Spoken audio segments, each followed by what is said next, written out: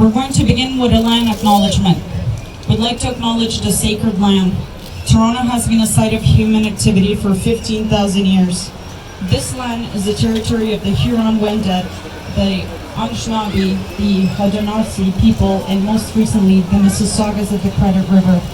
This territory was the subject of the Dish with One Spoon Wampum Belt Covenant, an agreement between the Iroquois Confederacy and the Ojibwe and allied nations to peaceably share and care for the پیش از اینکه سرود ملی را شروع کنیم، چون از روزی که امی وحشت در افغانستان آمده، امی حالتایی که آمده، برای یک دقیقه کسایی که زندگی خود باختن، کسانتان که فعلا اینجا هستین، فامیلایتان directly affect شدن، برای یک دقیقه we need a moment of silence starting now.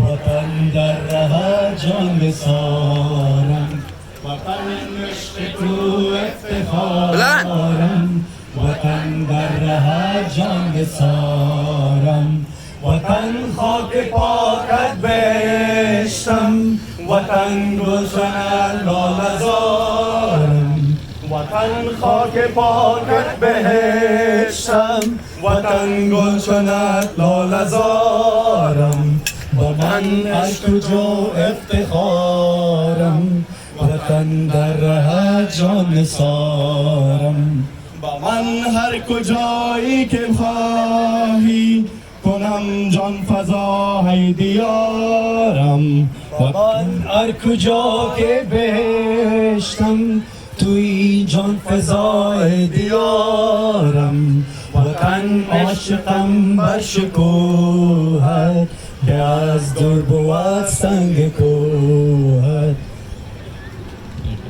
وطن عشق تو افتخارم، وطن بر ره جان سارم، وطن قلب من هستی من بود رگ رگم پر ز خونت، ز تو همچو گل بشکفد دل اگر در خزان یا بهارم، وطن عشق تو افتخارم، وطن در ره جان نثارم، وطن عشق تو افتخارم، وطن در ره جان نثارم، وطن عشق تو افتخارم، وطن در ره جان سارم. زنده باد افغانستان، زنده باد.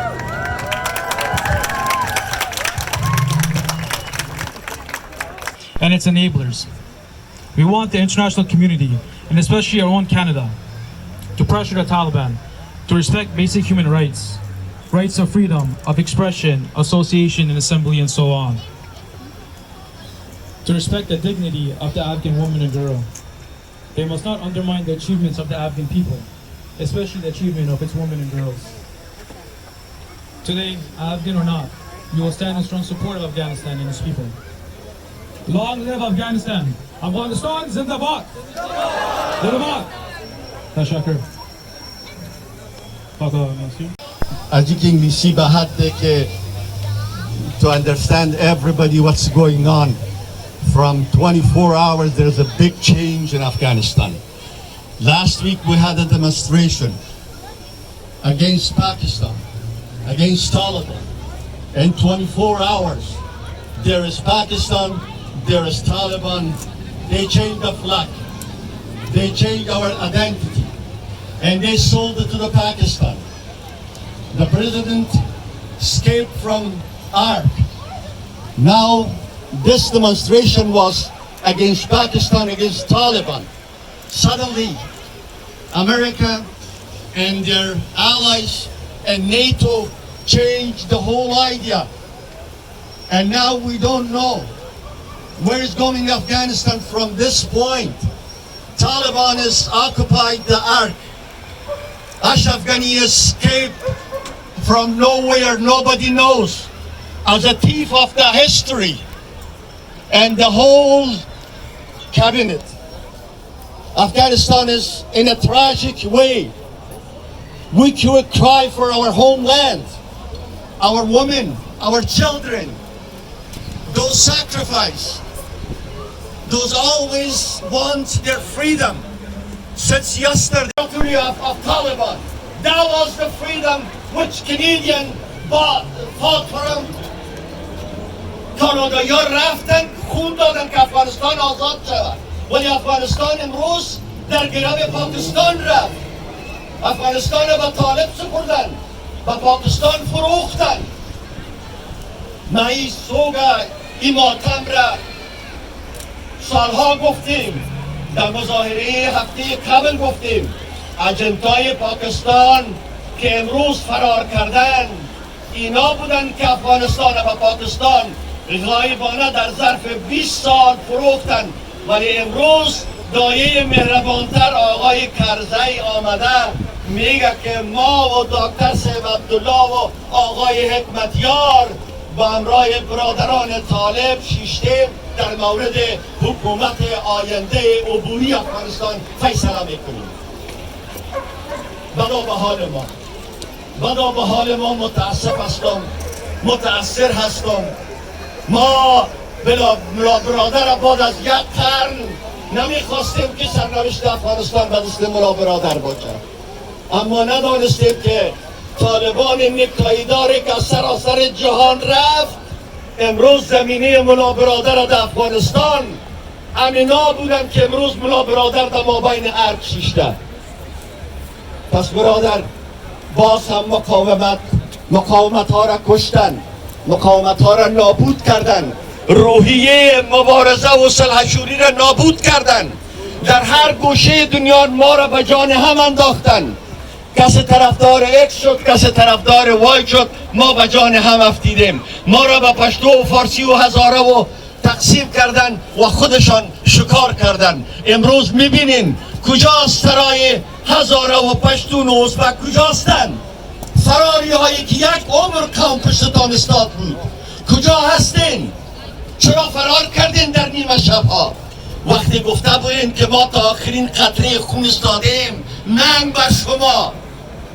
خوشا بالو کسی که در افغانستان کشته میشه، ننگ بر شما که مثل یک جبون، مثل یک برده، مثل یک غلام قوم هم استفاده کردین، دین هم استفاده کردین، مذهب هم استفاده کردین، خدا را بازی دادین و امروز رفتین بازم از بندر حیرتان.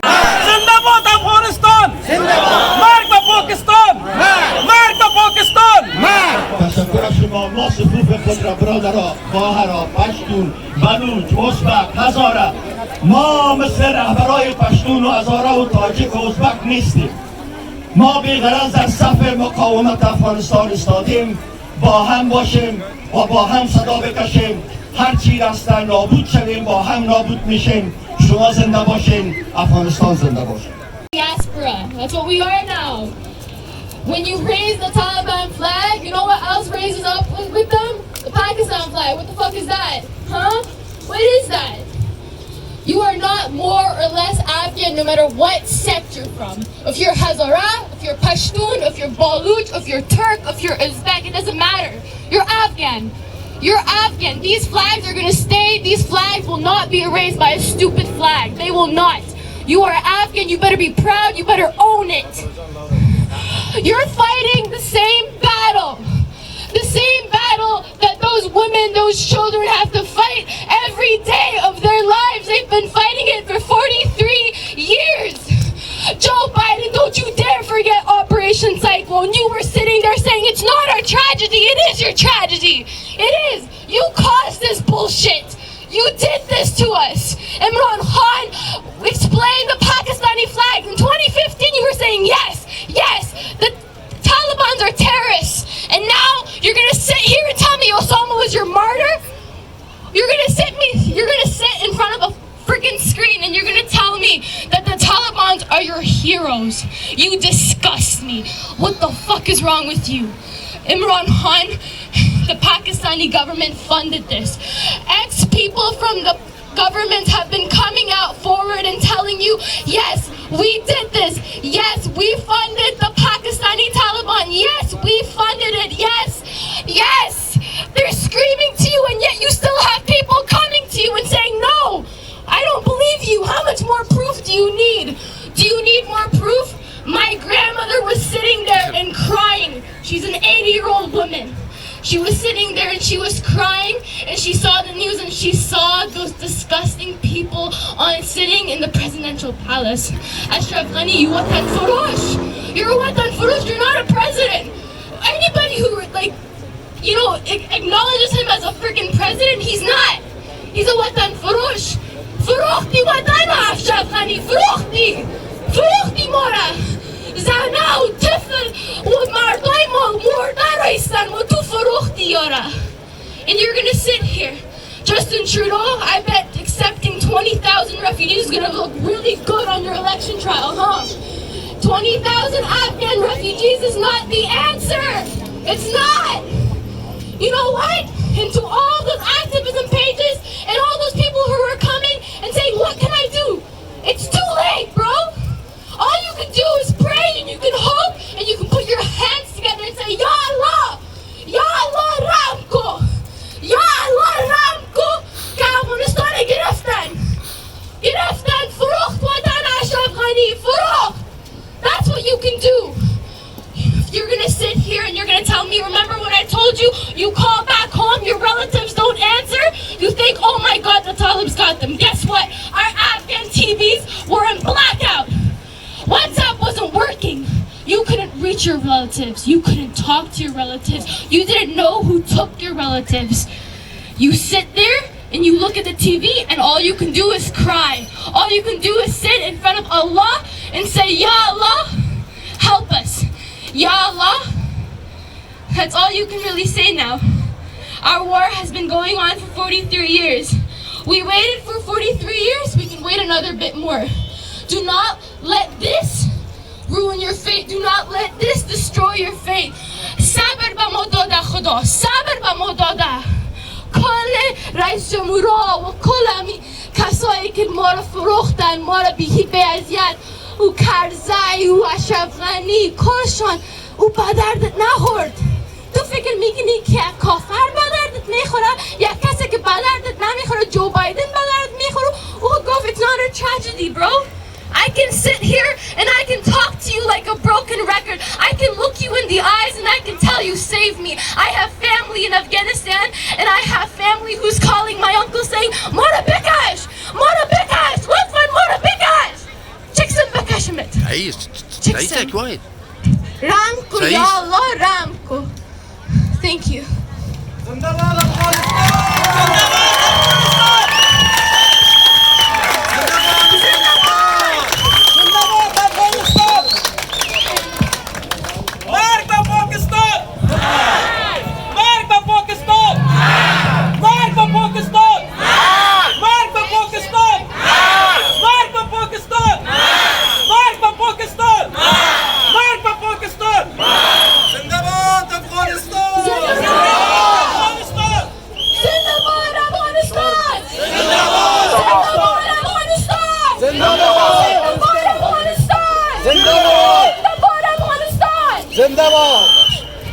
For coming today. To be honest with you, I had a speech prepared for this for today, because I was told that I was going to give a speech today here. Waking up this morning and seeing the news, I was speechless, and I'm still speechless. The only thing I can tell you guys is that we should have learned our lessons. This should be our last lesson, that we should not be hating each other because of a stupid sold leader. Our leaders were all sold. They were all paid money. They were paid dollars. We should not be hating Pashtun, Hazara, Uzbek, each other. Why are we hating each other? We shouldn't be hating. We should learn our lessons from these stupid things, these stupid leaders that have done to us. I'm sorry for my language. But my question from the United States, from UN, is that who is going to pay for the blood of thousands of our soldiers now? Who is paying for the blood of our thousands of our children in Afghanistan? We lost thousands of children. We lost thousands of women. We lost thousands of lives, millions of lives in Afghanistan. For what? For nothing? Just because I'm Pashtun, you're Tajik, that is Hazara, that is Uzbek, and that's why we... به نام خالق یکتا و مهربان برای هر کدام شما من سلام تقدیم میکنم و خوشحال هستم که بار دیگه امروز ما میبینیم که نسل متفاوت، نسل جوان، نسل با انگیزه، اینا بر روی سرک ها میان، اینا میان صدای عدالت خواهی را برای کشور خود بلند میکنن. یک امیدی هست برای ما، برای فردای ما، فردایی که ما انتظار داریم، امیدوار هستیم که اگر امروز ناامید هستیم، اگر امروز دلهای ما شکسته، اگر امروز نمیفهمیم که فردای ما چی میشه، ولی باورمندی بعد توانایی های شما جوانان نازنین ما را پس امید میبخشه، ما را پس به این امیدواری میرسانه که ما ملت داریم که در هیچ برهه‌ای از تاریخ این ملت از بین نمیره. صدا زنده است. این ملت قلبهایشان میتپه. جوانایی را که میبینیم خاطره نازنین و خیلی متولد کاناداست، اما این قلب ها میتپه. این قلب ها به خاطر از این نمیتپه که من صاحب این بیلدینگ باشم. این قلب ها به خاطر ملت میتپه که 42 سال است با معامله گری قرار گرفته، 42 سال است که از این ملت من و تو قربانی میگیرن و ثمری حاصلش نشد. حرفایی که جناب فرولی صاحب زدن حرفایی بود که فکر میکردم که کافی بود برای صحبت امروز. آنچه که ما میخوایم بگویم ایست که عارف جان اوریان گفتن، فرولی صاحب هم دوستان، ما امروز حرفی برای گفتن نداریم چون آمده بودیم تا چیز بگوییم، ولی او چیز گفتن در گلوی ما خفه شد.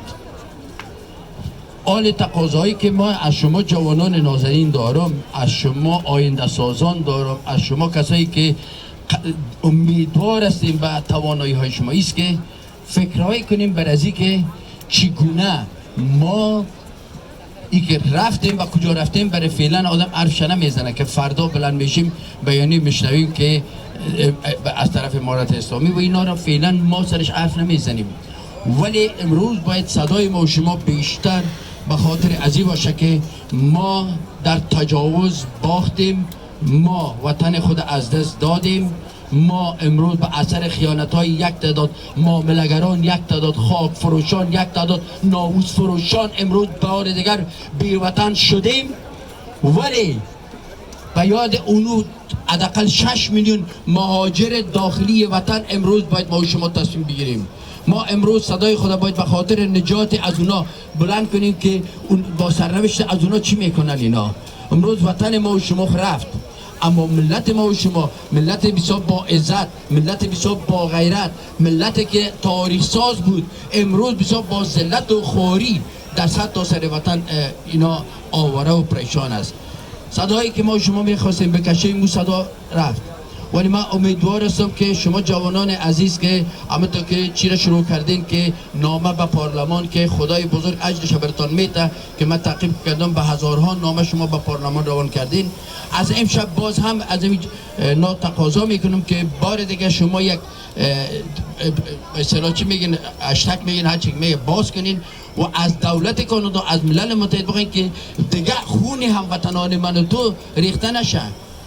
20,000 مهاجر درد مرا دوا نمیکنه. 20,000 مهاجر را که کانادا گفت این فقط یک تغییر ذهنیت بود که فکر ما و شما را از حادثه امروز و از حادثه دیروز تغییر بده. چرا در روز 14 اگست در روز آزادی استقلال پاکستان تمام افغانستان سقوط میکنه؟ رازهای هست اینجا، نمیشه تمام مسائل در اینجا بگویم. ما هر روز جسته و گریخته از طریق تلویزیون حرفای خودم میگیم، ولی از شما تقاضا دارم که شما از امشب، شما جوانان عزیز، این مسئله را شروع کنین که سرنوشت انسانهای آواره ما چی میشه.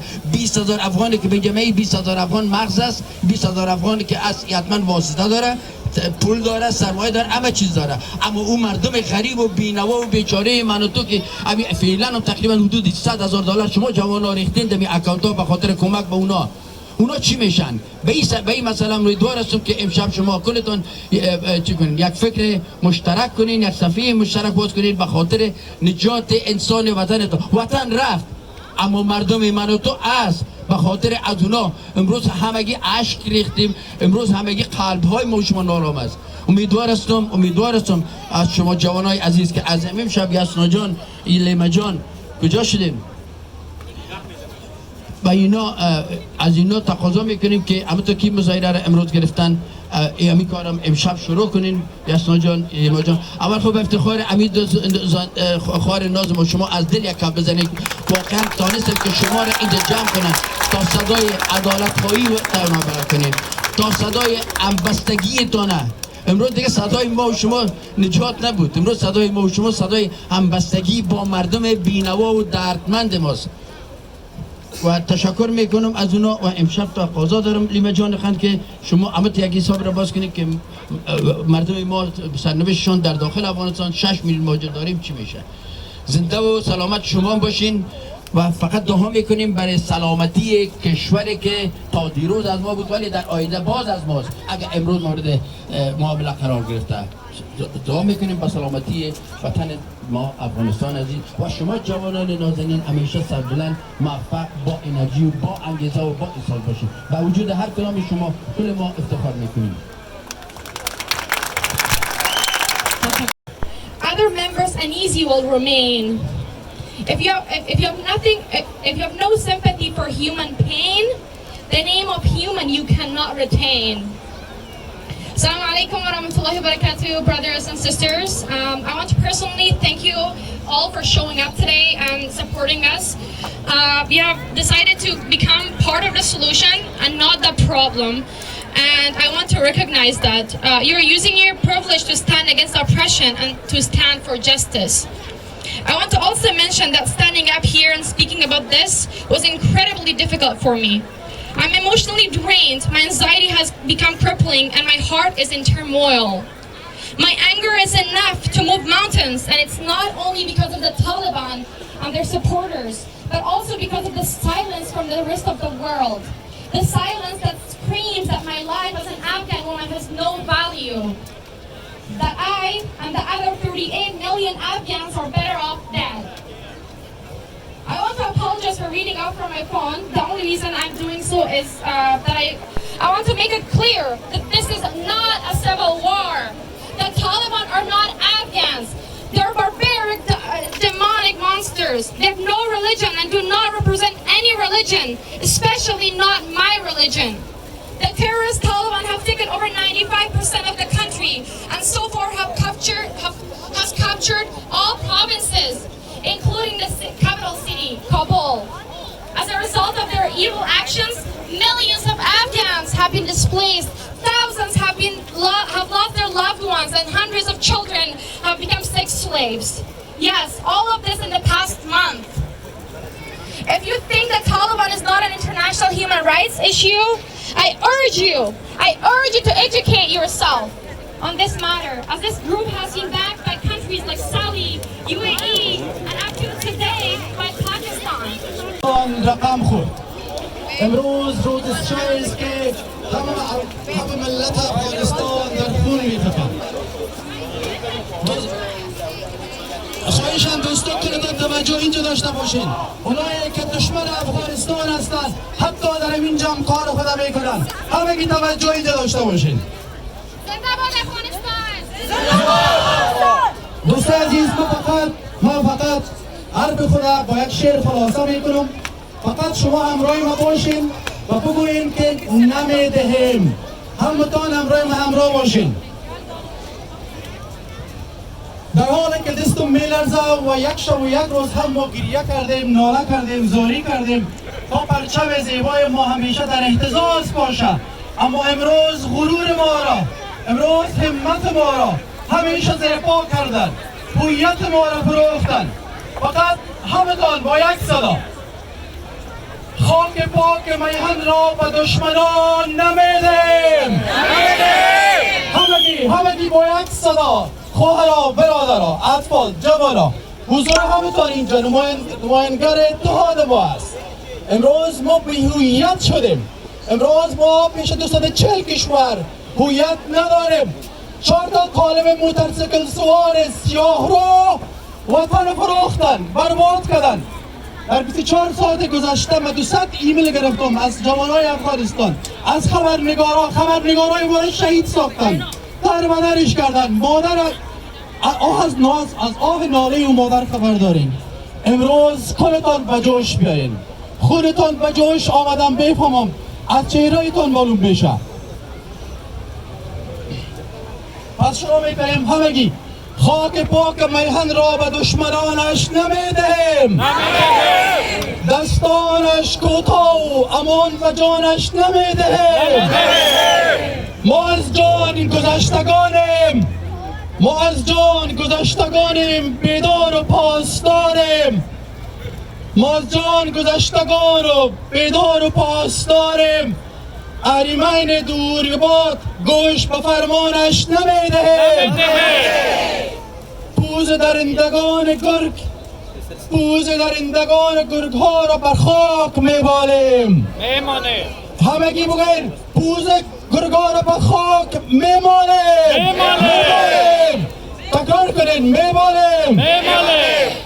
استخوان بشکنیم و هرگز بدانش نمیدهیم. همگی با یک صدا، زنده باد افغانستان، زنده باد اقوام افغانستان، زنده باد اتحاد افغانستان، زنده باد پرچم افغانستان. ما پرچم افغانستان به خون دل خریدیم. 21 سال طالب درنده باید بفهمه وقتی که اولین بار به افغانستان آمدی کودک افغان 7 ساله بود. امروز 28 ساله است و دکتر است در افغانستان. او قلم بلسته، او ژورنالیسته. وقتی که طالب آمد و ما کوچ کردیم، از فرار کردیم از افغانستان، 10 ساله و 11 ساله پیش نبودم. امروز من ژورنالیست افغانستان هستم، صدای یک ملت در دیده افغانستان هستم و این صدا همیشه بلند میباره. همگی ما صلح میخواهیم، ما صلح میخواهیم. زنده باد افغانستان، زنده باد اتحاد افغانستان، زنده باد پرچم افغانستان. All over the world feel this, and it's hard, and I know it's hard. And I want Afghans to remember to never ever let go of this rage. This rage will save Afghanistan. This rage will. If we let go, if we give up, they will take over Afghanistan forever. We will take Afghanistan. We will take it back. We will take it back from those terrorists. We will take it back. We will. Yes. Today I have a message to all the feminists of this world that are silent, that have been silent for so long. Afghan women are bleeding. Afghan women are being raped. Afghan women are being killed. Where are you, feminists of this world? Where are you? History will never forget those feminists that had forgotten Afghan women, Afghan children. They will never be forgiven. And Afghans will never, ever forget their silence for Afghan women. There are women silent. I had a call yesterday or 2 days ago with my family, my cousin women, my cousin girls. They called crying. Their neighbors were taken. The young girls were taken to be used as sex slaves for those terrorists, for those pigs. Mark for Taliban. Mark for those terrorists. They're crying, and I'm in pain. I am privileged. I feel guilty to be here free.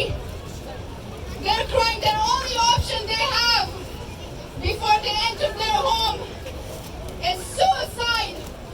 They should never have that option. They should never have that option. No woman in this world should have the option of suicide. Every woman in this world deserves. Every woman in this world deserves justice. Every woman in this world deserves freedom. We will never forget. We will never forget those human activists, human rights activists. They're all silent. All of them are silent. They're silent. Our children are getting killed. A child was shot in the face because his father was in military. Where are all those activists? Where are they? They're all silent. Afghan lives matter. Afghan lives are as important as everybody else in this world. We all matter. And I have a chant today.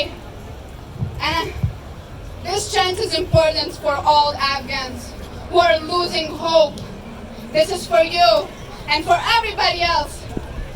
And I want you guys to say it and never forget this. Afghans united will never be defeated. Afghans united will never be forgotten. Afghans united will never be defeated. Afghans united will never be defeated. Afghans united will never be defeated. Afghans united will never be defeated. Afghans united will never be defeated. Afghans united will never be defeated. Afghans united will never be defeated. Afghans united will never be defeated. Afghans united will never be defeated. Never forget.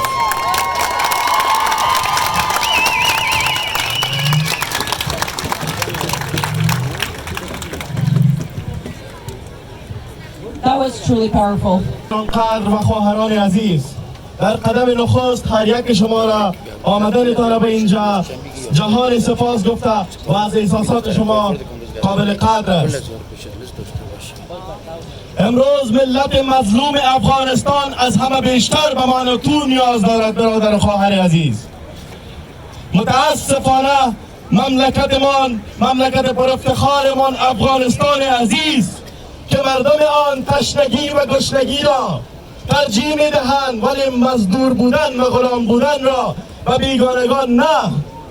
مملکتی که نه 60 سال و نه 50 سال از استعمار از تأسیس آن شده باشد. افغانستان مملکت 60 ساله و 50 ساله نیست. افغانستان مستعمره غرب نیست.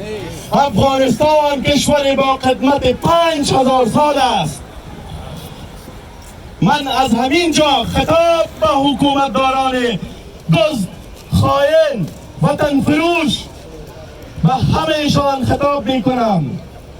ای ظالمان قرن، ای یزیدان زمان، ای خود فروختگان، این را بدانید که شما با خون مردم معامله کردید و این معامله شما ثبت تاریخ خواهد شد. افغانستان سرزمینی است که هیچ امپراتوری به آن غالب نشده است. افغانستان در مقابل اسکندر کبیر ایستاده است. افغانستان در مقابل انگلیس و روسیه ایستاده است. ای دشمن نادان و جاهل، اگر نمیدانی برو و به تاریخ سری بزن. آن وقت شمشیرت را از غلاف نخواهید کشید. با ملت غیور و رنج دیده خود هستیم تا آخرین قدم. نمیذاریم تا این ظالمان صدای خواهرای ما را، صدای کودکان ما را خاموش بسازند.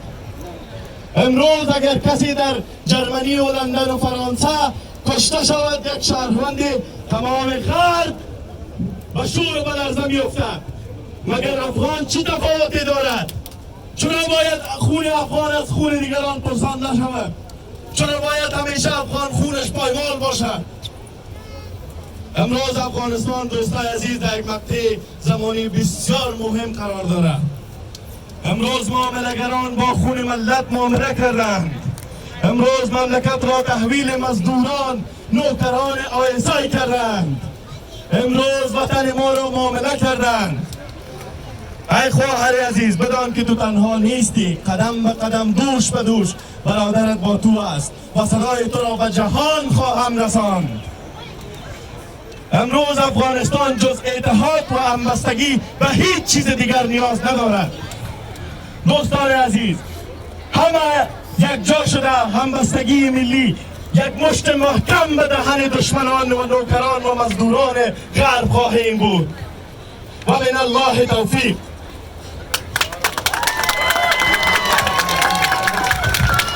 زنده باد.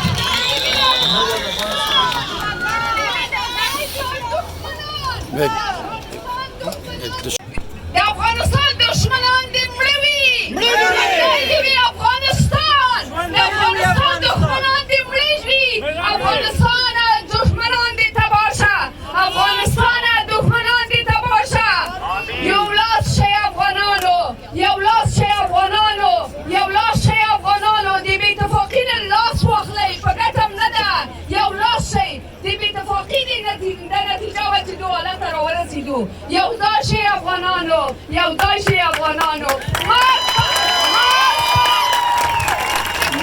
د افغانستان په دښمنانو مرګ د افغانستان د دښمنانو ولټې افغانانو یو لاس شئ خپل وطن خپل خلک وژغورئ دا وخت دی یو ځای شئ د بې اتفاقي نه لاس واخلئ یو ځای شئ افغانانو یو ځای شئ افغانانو مرګ د افغانستان په دښمنانو مرګ د افغانستان په دښمنانو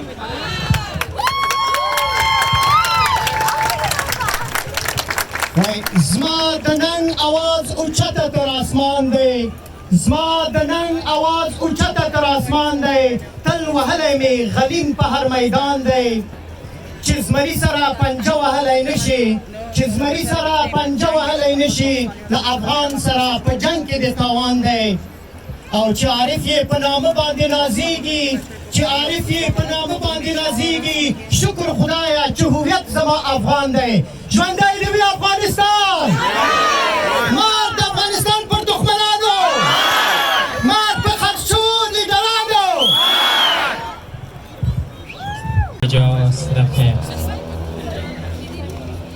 سلام و درود بر همه.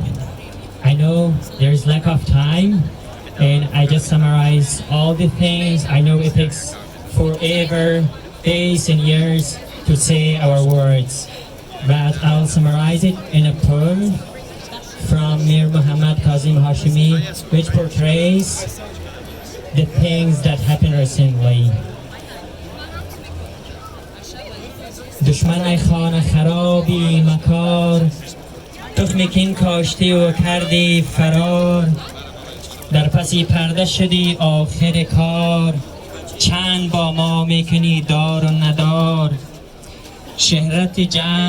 شهرت جعلی تو از نام افتاد تشت بدنامیت از بام افتاد هرچی تو کردی به ما از ره کین گاه با ما بودی گاه در کمین چون تو مکار ندیده روی زمین استفاده از عدو کردی ای لعین این سخن یاد تو باشد از من این سخن یاد تو از من باشد خلق افغان همه یک تن باشد خلق افغان همه یک تن باشد جوره ها کردی به این قوم غیور ظلمه ها کردی به ما از ره دور که به چشمان تو می آید نور منزوی گشتی در کنج تنور تا به افغان رمق پیدا شد.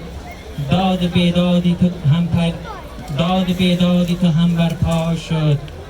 حال کارت به جهان رسوا شد. یک به یک حله تو افشا شد. Thank you so much for sharing that today. Thanks a lot. Bismillah ar-Rahman ar-Rahim. Assalamu alaikum wa rahmatullah. Mississauga. I'll start my speech with saying Watan ishq tu iftikharam. Watan dar rahat jan nisaram. برادرای عزیز و خواهرای محترم، امروز در دل ما بسیار یک درد است. بسیار درد عمیق است که اگر خدا کنترل نکنم نمیتونم چطور بفهم گریان خدا کنترل کنم. وقتی که من میبینم که همشیرای ما، خواهرای ما را اجنبی ها میان از خانه های ما میبرن و هیچ کسی نیست که به صدای از اونا برسن. آیا قسمی که برادر ما گفت خون ما عذاب است، خون دیگرها خون است؟ آیا خواهرای ما انسان نیستند؟ آیا مادرای ما درد و ناله ندارند؟ آیا کسی نیست که صدای ما را بشنود؟ کجاست او امریکایی که بر ما وعده نمود که ما با شما هستیم، ما از سرحدات شما حفاظت میکنیم؟ امروز همون امریکا ما و شما را تنها گذاشت. ما بودیم که برای اونا جای دادیم، ما بودیم که اونا را پیروز ساختیم، اما اونا به مقصد خود رسیدن، اما ما را تنها رها کردن. به خاطر از این که ما هر وقت بر پای هم دیگر نیستیم، هیچ وقت هم دیگر پذیر نیستیم، هر وقت به فکر عزیزیم که منم، هر وقت به خود فکر میکنیم، نمیگوییم که ما همه ما یک افغانیم. باید همه ما هم دیگر خود را بپذیریم، نه به این که من پشتونم و من هزاره و من ازبکم. ما همه یک برادر، یک خون هستیم، از یک مادر هستیم. اگر ما بر گذشته ها ببینیم، همه ما و شما یک پدر و یک مادر داریم. مادر ما و شما بیبی هوا، پدر ما و شما حضرت آدم علیه السلام است.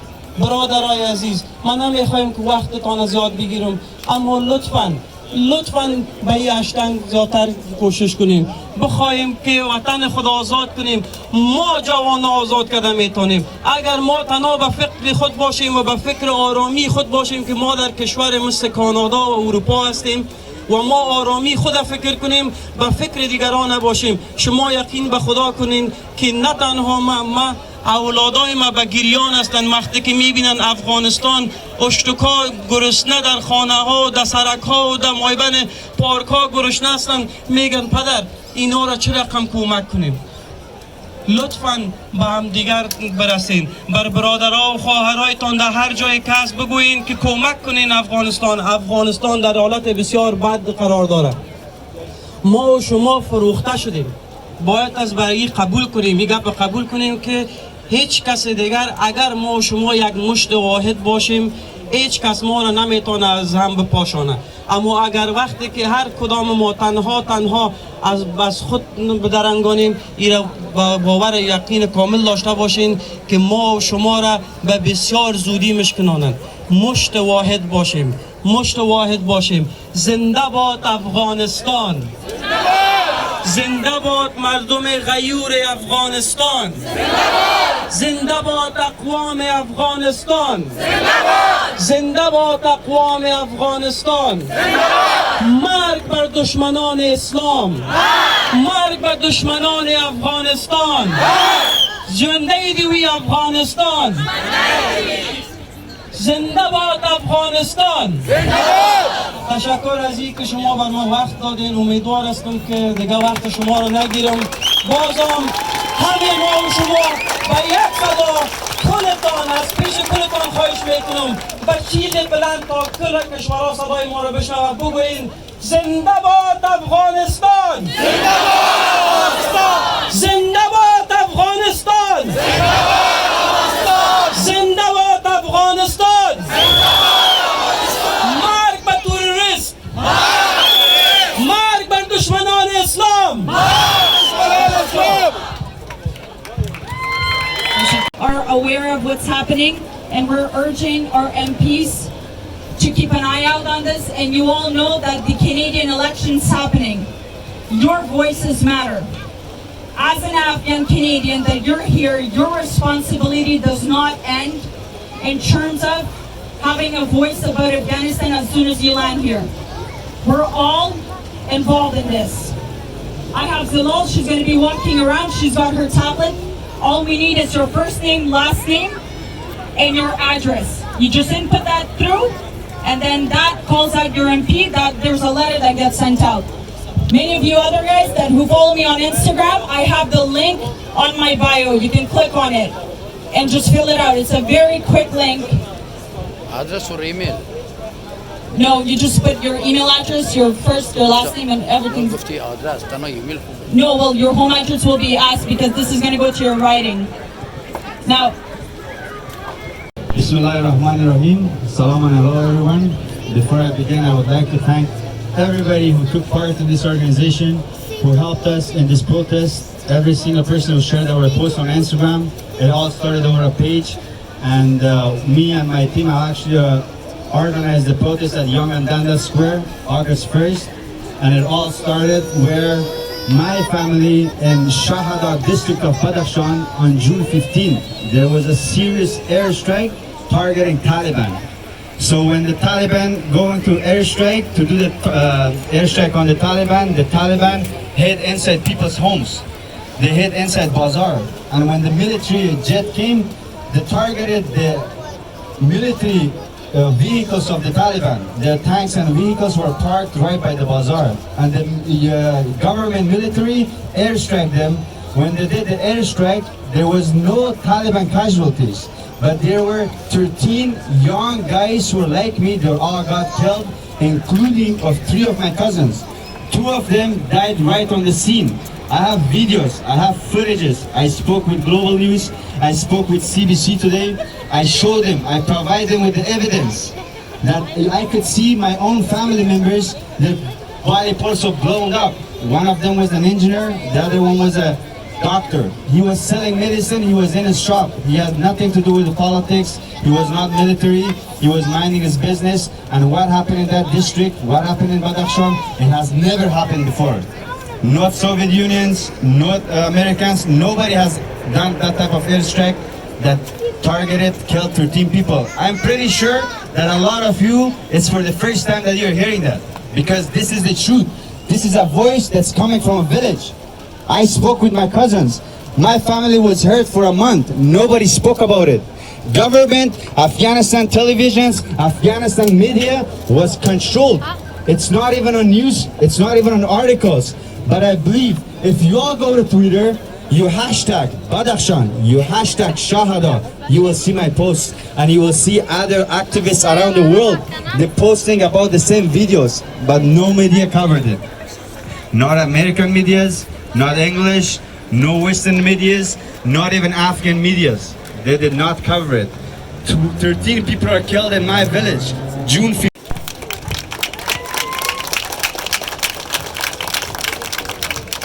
سلام برای همگی. نام من لیما صابر است.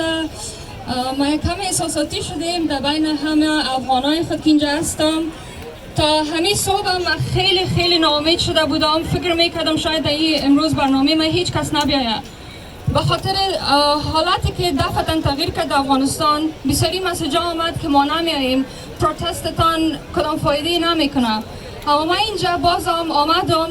یاسنا جان، میهن جان و تمام شما اینجا همراه من هستین، با من یک جای صدا بلند میکنین، با من یک قدرت تازه بخشیدین. من دوباره امید پیدا کردم که بله ما میتونیم در فضای صلح دوباره در وطن خود زندگی کنیم. و از همتون تشکر میکنم. شما واقعا قهرمان هستین که امروز اینجا آمدین و برای وطنتان صدا بلند میکنین. و من چند گفتنی در باره افغانستان دارم. خدا کنه خسته کنه نباشه برتان.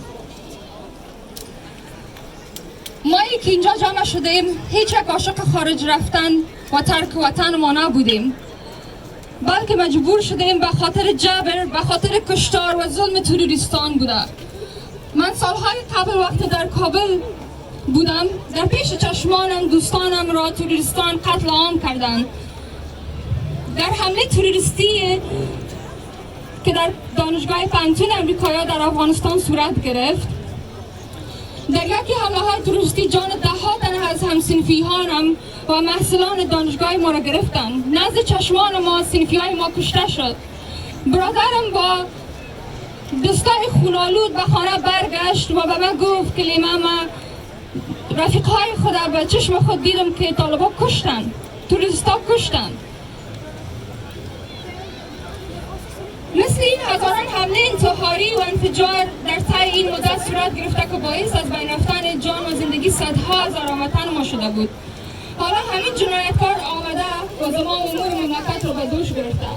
چگونه قابل قبول ما باشه کسانی که اولادای سرزمین، اولادای افغانستان را پیش چشمان مادرانشان سر بریدن، انتحار کردن، انفجار دادن، امروز در میان همان مادران و پدران، همان مادران که دلشان زخمی است به سربلندی را قدم میزنند.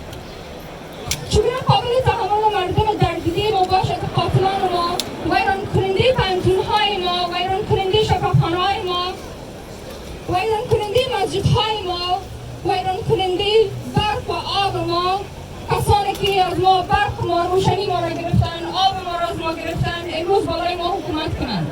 دنیا چطور به سادگی میتواند فراموش کند که یک کشور 36 میلیون نفوس داره را در دست تروریستان بدهد. Terrorists may have won this war, but they have not won the hearts of the people of Afghanistan. They are losers, not winners. We are the winners. We are still alive here. We are all here for Afghanistan. We will not allow people to go back to the dark days. They have worked hard to get there, especially women of Afghanistan like me. Nobody has the right to come so easily and shut the mouth of us Afghan women. We're tired of the dark days. We don't want to go back to those old days. We want to free Afghanistan. We are here for peace, for justice, to bring peace in our country. حاضرین عزیز و شرافتمند، ما برخلاف هموطنان ما که در داخل هستند فرصت زیاد برای دادخواهی و رساندن پیام مظلومین افغانستان به جوامع و نهادهای بین المللی داریم. لطفاً از خواب برخیزیم، مبارزه کنیم تا دیگر زیر سلطه تروریستان خرد خمیر نشویم. از شما هم خواهش میکنم تا هممان در کنار هم قرار گرفته و به اندازه توان خود برای افغانستان و مردم عزیز ما استادگی کنیم تا جلو جنایت و خشونت ها را توسط فشار بین المللی بگیریم. و فقط یک پیام آخر برای تمام جوانانی که در داخل افغانستان هستند و هم در خارج از افغانستان هستند، لطفاً ناامید نشوید، تسلیم نشوید و قاتلین اولادایتان را به این آسانی نبخشید. فقط حوصله داشته باشین، خداوند با ما هسته. الله اکبر شعار ما مسلمان ها هسته. الله اکبر شعار قاتلین نیست. الله اکبر شعار کسانی نیست که سر میبرند. الله اکبر، الله اکبر. ما قوی‌تر از دیروز هستیم و این جهان بشناسه، بفهمه و تروریستان هم بدانند که ما هرگز عقب نمیرویم. و به خاطر که سرود ملی را ما میخواهیم که پلی کنیم امیاله، به خاطر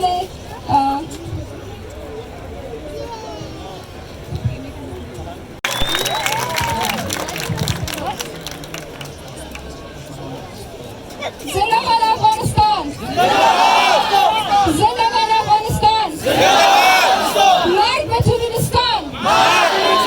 ما هرگز وقت بر نمیگردیم. لطفاً چند دقیقه به خاطر احترام سرود ملی همگی صحبت ها بانن و همراه ما یک جای سرود ملی را بخوانیم به خاطر که ما همه یکی هستیم. پشتون، تاجیک، هزاره، فقط همگی یکی هستیم، زیر سرود یک هستیم.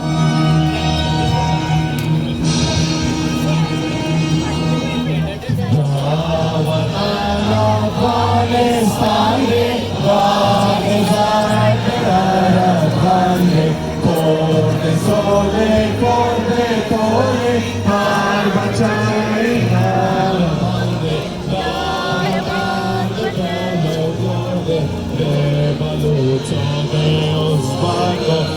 پختون او هزاره و ده ترکمن و ده تاجیک و سره عرب کجرده پامیریان نورستانیان دا حبیب قزل باشده هم ایمق هم پاشاییان دا حباطت الزلیج یک کلمر پشنا آسمان پاسینه دیده آسیا بله کزنار جاودان نوم به محمود رحمان وایو الله اکبر وایو الله اکبر وایو الله اکبر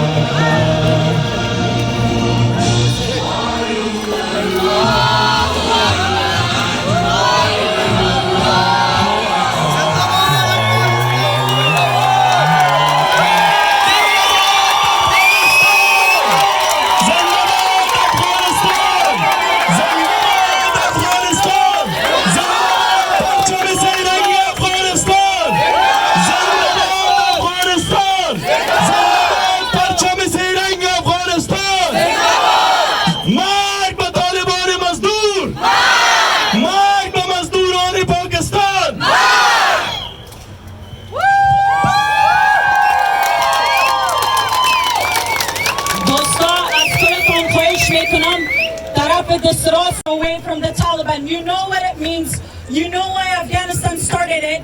This is another movement. Tonight, when all of you guys are out on your social media, I want each and one of you guys to hashtag Allahu Akbar. Allahu Akbar. Allahu Akbar. Allahu Akbar. Allahu Akbar. Allahu Akbar. Allahu Akbar.